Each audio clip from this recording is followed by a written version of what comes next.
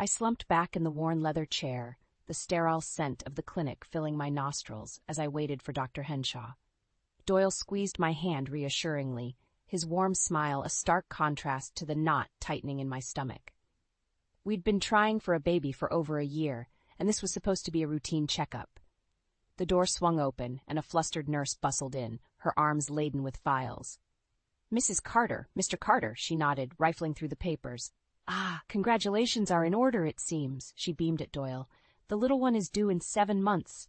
Alara must be over the moon." The room tilted as the words hit me like a sledgehammer. Alara? A baby? My heart pounded in my ears as I shot Doyle an accusatory glare, but his brow was furrowed in confusion. I think you have the wrong file," he stammered, his face paling. The nurse's eyes widened, and she hastily checked the paperwork.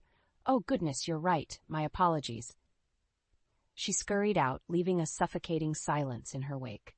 Doyle cleared his throat. "Marion, honey, it was just a mix-up. You know how scatterbrained some of these nurses can be." His words should have reassured me, but something nagged at the back of my mind. A tiny splinter of doubt that would soon fester into a gaping wound of betrayal. The drive home was a blur, the city lights melting into streaks of color as my mind raced. Doyle's reassurances rang hollow, drowned out by the nurse's words echoing in my head. Alara, a baby due in 7 months. As soon as we stepped through the front door, I rounded on him. "Who is Alara?" I demanded, my voice trembling with a mix of anger and dread. Doyle sighed, rubbing his temples. "Babe, it was an honest mistake, nothing more." "Don't babe me," I snapped. "I'm not an idiot, Doyle. That nurse clearly knew something I don't." His eyes narrowed. "You're overreacting, Marion. It was a simple mix-up of files, that's all." I opened my mouth to protest, but something in his coat pocket caught my eye, the corner of a crumpled receipt. Without thinking, I snatched it out. "Hey!" Doyle lunged for me, but I danced out of his reach, my heart pounding as I smoothed out the paper. Prenatal vitamins. The receipt was for a bottle of prenatal vitamins from a pharmacy downtown. I looked up at him, my vision blurring with tears. "Tell me the truth, Doyle, right now." His shoulders slumped in defeat. I don't know how to say this." "Try me," I growled through gritted teeth. He took a deep breath. "There's someone else. Alara. She's pregnant with my child." The words landed like a physical blow, knocking the wind out of me. I stumbled back, clutching the receipt like a lifeline. Doyle reached out to me, his eyes pleading. "Marion, I'm so sorry. It just happened. But I still love you, I swear." I recoiled from his touch, bile rising in my throat. "How could you?" I choked out. "After everything we've been through, trying for a baby of our own?" He flinched, shame flickering across his face. I know, and I hate myself for it, but we can work through this, I promise." Rage bubbled up inside me, scalding and all-consuming. I grabbed the nearest object, a ceramic vase, and hurled it at him with all my strength. He ducked just in time, the vase shattering against the wall behind him. "Get out," I seethed, my body shaking with fury. "Get out of my house? You lying, cheating bastard." For once, Doyle didn't argue. He hung his head and trudged out the door, leaving me alone with the shards of my broken heart scattered at my feet. The next few weeks were a waking nightmare. I functioned on autopilot, going through the motions at work while my personal life crumbled around me. Doyle had moved out, taking his things while I was at the office. A small mercy, I supposed. I didn't think I could bear to see his face again so soon. Still, the questions swirled endlessly in my mind. How long had this been going on? Who was this Alara woman? And why, after all our struggles to conceive, would he throw it all away like this? I knew I needed answers, if only to find some shred of closure. So I started digging. It didn't take long to uncover the truth about Alara Benson, a 29-year-old graphic designer at a trendy marketing firm downtown. Social media painted the picture of a vivacious, free-spirited woman with a zest for life, the perfect counterpoint to my own sensible, by-the-book existence with Doyle. A few carefully worded inquiries revealed that she was indeed pregnant, just over 4 months along. The timeline matched the nurse's words at the clinic, confirming my worst fears. Doyle had been lying to me for months, maybe longer. But the deepest cut came from an unexpected source, my own fertility doctor, Dr. Henshaw. During a follow-up appointment, he made an offhand comment about Doyle's other obligations causing delays in our treatment plan. What other obligations? I demanded, my heart racing. Are you talking about his affair? Dr. Henshaw's eyes widened, and he immediately backpedaled.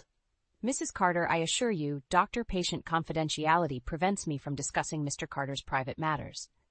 But the damage was done. I felt a sickening pit open up in my stomach as the pieces fell into place. Dr. Henshaw had known about Doyle's infidelity all along and said nothing, allowing me to pour my heart and soul into a hopeless dream of starting a family with a man who had already moved on.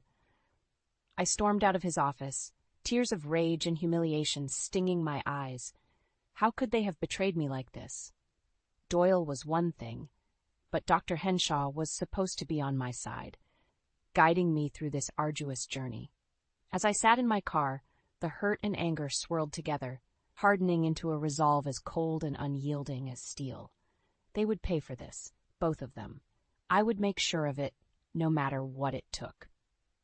Armed with Alara's address and a burning determination for vengeance, I showed up at her sleek downtown apartment building one evening after work.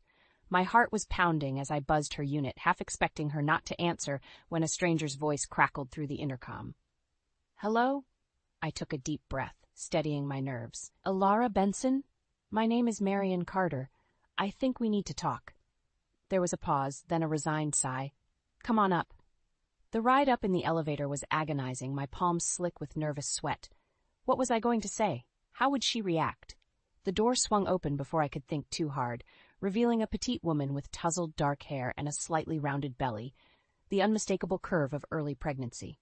You must be Marion, she said, her voice carefully neutral as she stepped aside to let me enter. I'm guessing this is about Doyle? I nodded mutely, unable to find the words as a fresh wave of hurt swept over me at the sight of her pregnant form. Alara sank onto the plush sofa, absently rubbing her stomach as she studied me with those soulful eyes. How much do you know? The question snapped me out of my stupor, anger flaring hot in my chest. Enough, I bit out. Enough to know that my husband knocked you up behind my back. She flinched at my harsh tone but held my gaze steadily. I had no idea he was married, Marion. Not at first. Of course he'd lied to her, too. Typical Doyle. I opened my mouth, ready to unleash the full force of my fury, but Alara held up a hand, cutting me off. Please let me explain. She took a deep, shuddering breath. We met at a work party back in August and just hit it off. Things moved quickly after that, but he assured me he was single, separated from his wife. I didn't find out the truth until a few weeks ago, when I happened to see a family photo of you two on his desk at home. My stomach churned at her words, the gravity of Doyle's betrayal hitting me all over again. Alara looked at me imploringly, tears shimmering in her eyes. I swear, Marion, if I'd known, I never would have gotten involved with him. You have to believe me. In that moment, as I stared at this woman carrying my husband's child, I saw the same hurt, the same anguish reflected in her expression that I felt clawing at my insides. We were both victims of Doyle's selfish lies. A twisted sense of kinship washed over me then, bonding us in our shared pain. This poor woman had been just as deceived as I was, maybe even more so. Slowly, I crossed the space between us and sank onto the couch beside her. I believe you, I said, my voice barely above a whisper. And Doyle is going to pay for what he did to both of us. Alara's eyes widened, then hardened with resolve. She gave a brisk nod. Tell me what you need me to do. The weeks leading up to Doyle's birthday party were a flurry of covert planning and deception. Alara and I worked tirelessly, coordinating every detail under the guise of throwing him a surprise celebration. Little did he know, we had something much more explosive in store. You're sure about this? Alara asked one evening as we pored over the guest list. There's no going back after tonight. I glanced around my living room at the cheerful decorations and gift-wrapped boxes stacked in the corner, all a carefully constructed ruse. Absolutely, he needs to be exposed in front of everyone who thinks he's this upstanding, trustworthy guy. Her jaw tightened and she gave a resolute nod. Then let's do it.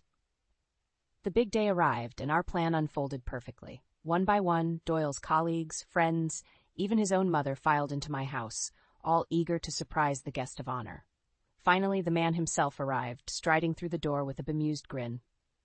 What's all this? Surprise! We cried in unison, feigning delight as cameras flashed and people swarmed around to greet him.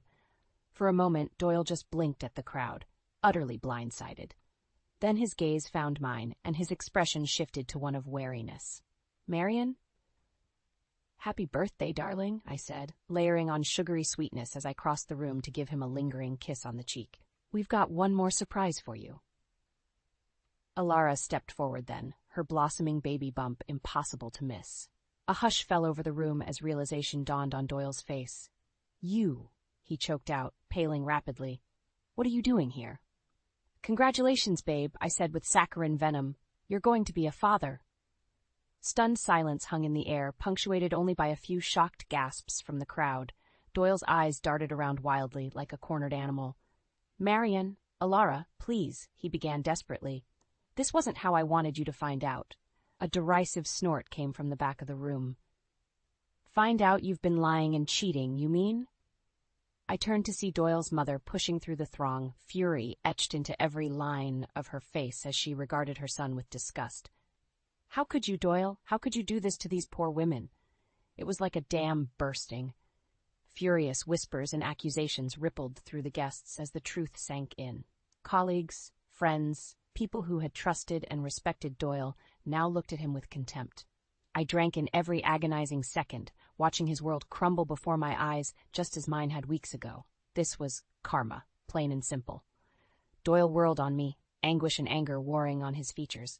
"Is this what you wanted, Marion? To humiliate me in front of everyone I know?" Meeting his gaze, I felt nothing but cold satisfaction. "It's what you deserve."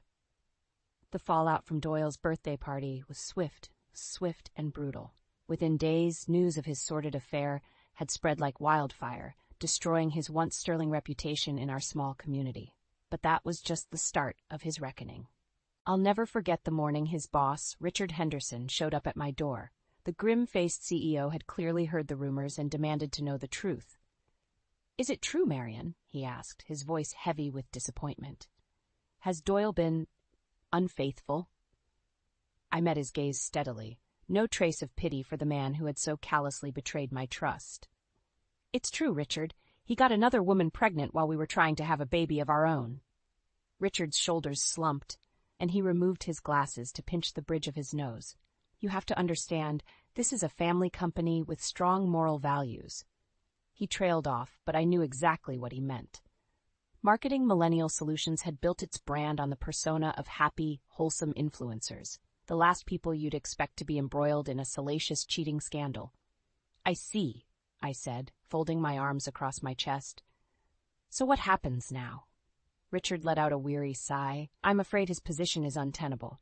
There's a strict morality clause in all our employee contracts. Infidelity."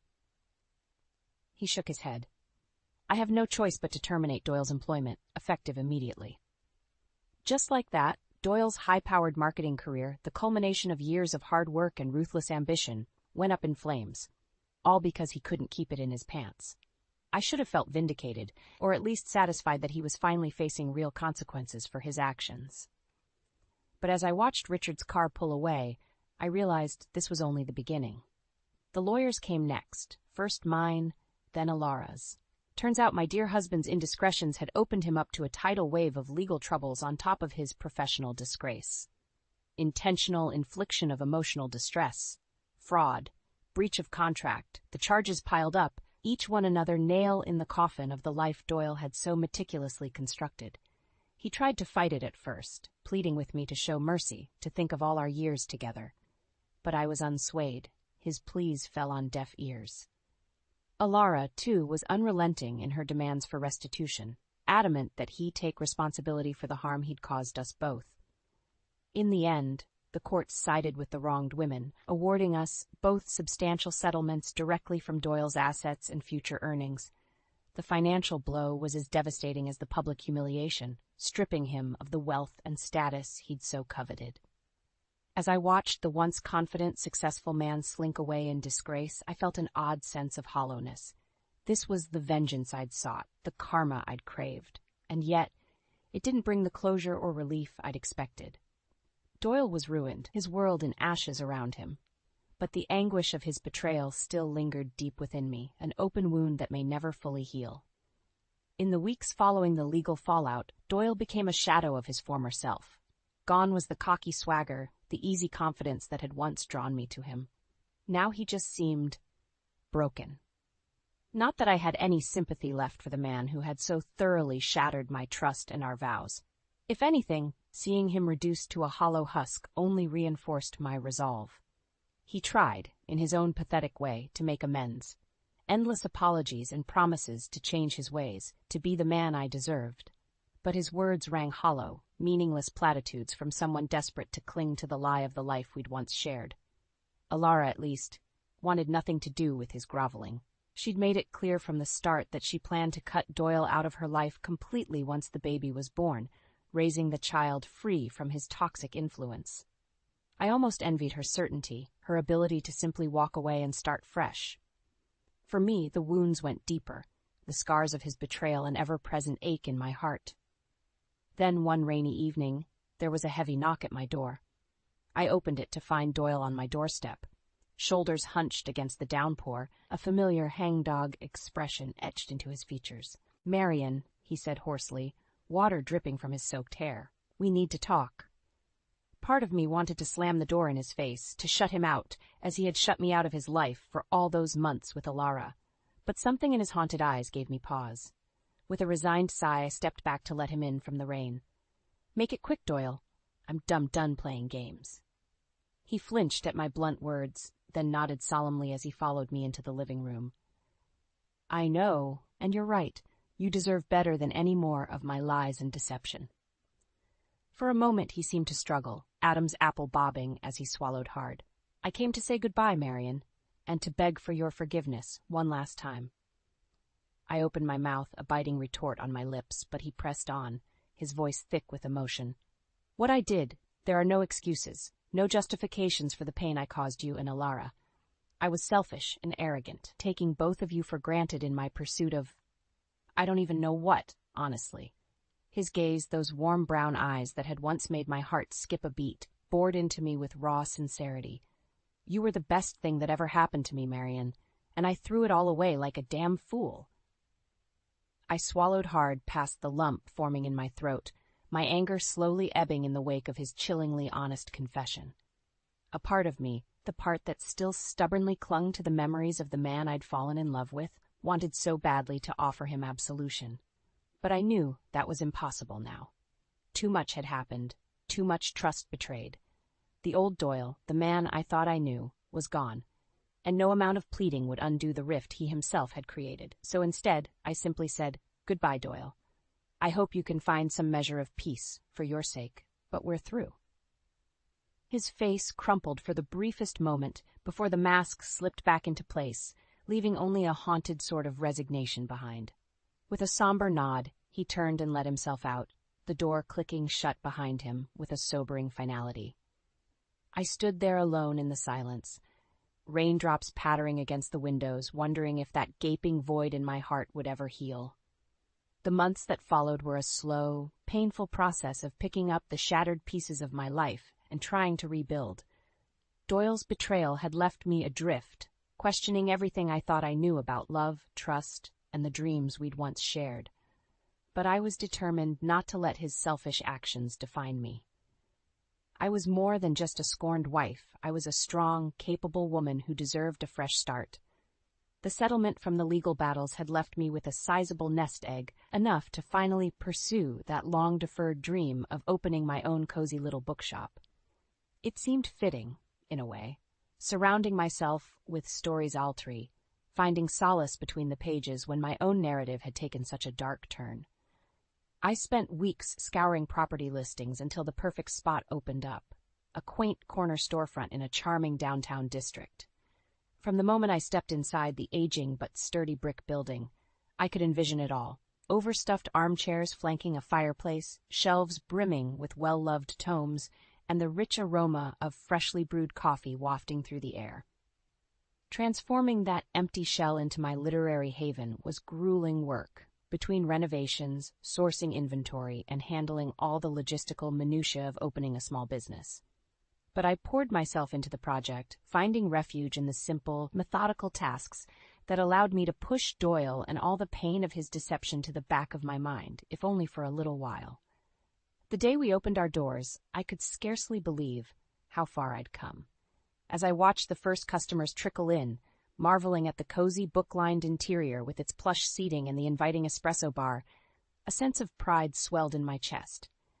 This was my life, my passion, profoundly my own, in a way nothing with Doyle ever could be. In the months that followed, the shop became my sanctuary, a cherished space where I could connect with others over the shared love of a good story. I savored the daily interactions with my patrons, swapping recommendations and bonding over the ability of the written word to transport, console, and inspire us. It was during one such chat with a regular customer that I heard the news. Alara had given birth to a healthy baby girl and left town shortly after, determined to start over somewhere far from the lingering shadows of Doyle's deceit. I couldn't begrudge her that. We had both been through the emotional ringer, and she deserved the chance to raise her daughter in peace, unburdened by the past. In a way, we were kindred spirits, joined by our shared trauma yet emerging from the ashes like twin phoenixes, reborn and resolute in our fresh beginnings. Though our paths had diverged, I knew a part of me would always be bound to Alara through the crucible of Doyle's betrayal that had ultimately brought us together. We exchanged numbers through the customer who had relayed the news, and a few days later, my phone pinged with an image, Alara cradling her newborn daughter, both of them bathed in golden sunlight. A simple caption accompanied the picture. "Here's to new chapters." As I traced the curve of the tiny infant's face, I felt a profound sense of release wash over me. Like Alara, I too was turning the page and allowing the hurt to finally begin fading.